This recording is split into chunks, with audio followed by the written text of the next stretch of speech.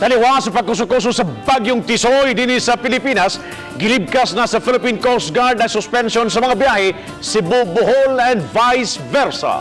Apan doon na po mga sakayan nga wa tuguting makabiyahe. Gumikan niini daghang mga pasahero sa pipila ka mga pantalan ang nagdasok. Ani ang report. Nagdasok gihapon ang mga pasahero sa Pier 1 ning Dakbayan sa Sugbo. Mukapin sa 300 ang banabana sa Coast Guard ng mga stranded passengers.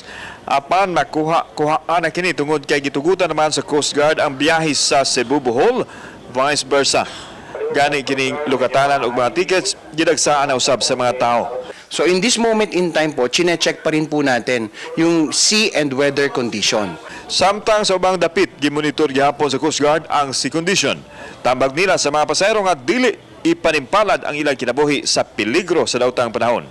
Laging maging updated sa mga provisions at saka mga pronouncement ng pag-asa relative dito sa weather condition natin. Kauban si Rod Prado, ako si Alan Domingo. Balitang Bisdak.